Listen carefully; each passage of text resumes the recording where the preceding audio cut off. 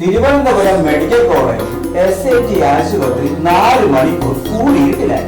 സ്ത്രീകളും കുട്ടികളടക്കം ദുരിതത്തിലായി.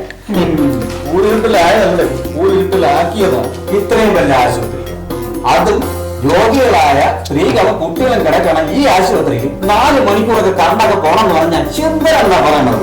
ഈ പവർ സപ്ലൈ ചെയ്യുന്ന സാധനങ്ങൾ ക്ലാവ് പിടിച്ച് കേടായതുകൊണ്ടാണ് അങ്ങനെയൊക്കെ സംഭവിച്ചെന്നാണ് ആശുപത്രിക്കാർ പറയുന്നത്. ഈ ജാബാവയുടെ കാലത്തുള്ളതും അണ്ണാൻ ചപ്പിയത് എലി കറണ്ടിയൊക്കെയുള്ള സാധനങ്ങളൊക്കെ മാറ്റി വെച്ചിരുന്ന ഇങ്ങനെയൊക്കെ സംഭവിക്കുമായിരുന്ന ഈ 4 മണിക്കൂർ കറണ്ട് പോയതിനു ശേഷമാണ് ഇങ്ങനെ സാധനങ്ങൾ അവിടെ ഉണ്ടെന്ന് തന്നെ അവരറിയണം. ഇതൊക്കെ നോക്കാനും പിടിക്കാൻ അവിടെ ആളുകളുണ്ടല്ലോ എണ്ണ, എന്നിട്ട് ഇവന്മാരൊന്നും അറിഞ്ഞില്ല എണ്ണ ഇത്. ഈ ജനങ്ങളുടെ നികുതി പണത്തിൽ നിന്ന് മാസാമാസം നല്ല കനത്തിൽ വാങ്ങി പോക്കറ്റിൽ വെക്കുന്നത് മാത്രം അവർക്ക് അറിയാം. ജനങ്ങൾ 4 മണിക്കൂറല്ല 24 മണിക്കൂറും ഇരുട്ടത്തിൽ ഇരുന്ന അവർക്കും തരും. അണ്ണ പ്രസവം കിടക്കണ പെണ്ണുങ്ങളുണ്ടല്ലോ എണ്ണ, അവരുടെ അവസ്ഥ.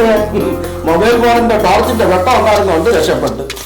മൊബൈൽ ഫോണിന്റെ ടോർച്ചിന്റെ വെട്ടത്തിൽ 4 പ്രസവങ്ങളാണ് നടത്തിയത്. കാലക്കാടിനെങ്ങാനും മൊബൈൽ ഫോണിന്റെ ചാർജ് എങ്ങാനും തീർന്നു പോയിരുന്നെങ്കിൽ അതുകൊണ്ട് മെഴുതിരി വെട്ടത്തിലെങ്കിലും പ്രസവങ്ങൾ നടത്തിയാണ്. എനിക്ക് അതല്ലടേ, ഈ ക്ലാവ് പിടിച്ച സാധനം തീ പിടിച്ച് ആശുപത്രി മുഴുവൻ കത്തിരുന്നെങ്കില. എങ്കിൽ പിന്നെ ദുരിതാശ്വാസത്തിന്റെ പേരില് അതിൽ നമ്മൾ കൈയിട്ട് വരികയാണ്.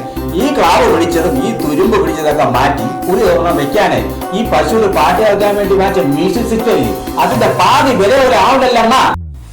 അതൊക്കെ അടിയന്തരമായിട്ട് ചെയ്യും. പൊതുജനത്തിൻ്റെത് 16 അടിയന്തരം ആയാലും ചെയ്യും. KSEB-ക്കാരല്ലാണ് ഇതൊക്കെ ചെയ്യേണ്ടത്. അവർക്ക് ഫീസൂരൊക്കെ മാത്രമാണോ ഇപ്പോഴത്തെ പണി? KSEB ജീവനക്കാരല്ല, PWD ഉദ്യോഗസ്ഥന്മാരാണ് ഇതിന് ഉത്തരവാദികളാണെന്നും പറഞ്ഞ് 3 എണ്ണത്തിനെ സസ്പെൻഡ് ചെയ്തു. ഈ സസ്പെൻഡ് ചെയ്തവര് പറയാനത് ഈ സമയത്ത് ഫണ്ട് കൊടുക്കാത്തതുകൊണ്ട് ഈ ക്ലാവ് പിടിച്ച സാധനം മാറ്റാനും പറ്റിയില്ല, അതുകൊണ്ടാണ് ഇങ്ങനെയൊക്കെ സംഭവിച്ചെന്നൊക്കെയാണ് അവര് പണ്ടേ പറയണതാണ് ഫണ്ടില്ല. ഇട്ടണ പണ്ടേ കിടക്ക് സദസ്സും സഭയും യാത്രയൊക്കെ ചെയ്താൽ ഇങ്ങനെ ഇരിക്കും. ഫണ്ടില്ല എന്നൊക്കെ പറഞ്ഞുകൊണ്ട് ഇങ്ങനെ ഇരുന്ന പണ്ട് നമ്മുടെ ആരോഗ്യമന്ത്രി നിയമസഭയിൽ പറഞ്ഞൊരു വാചകമുണ്ട്, ഈ കപ്പൽ ആടി ഉലയില്ല സാർ എന്നും. ഇപ്പൊ കപ്പലും ആടി ഉലഞ്ഞ് കറണ്ടും പോയി, ഇനി മുങ്ങിത്താഴാതിരുന്നാൽ മതി.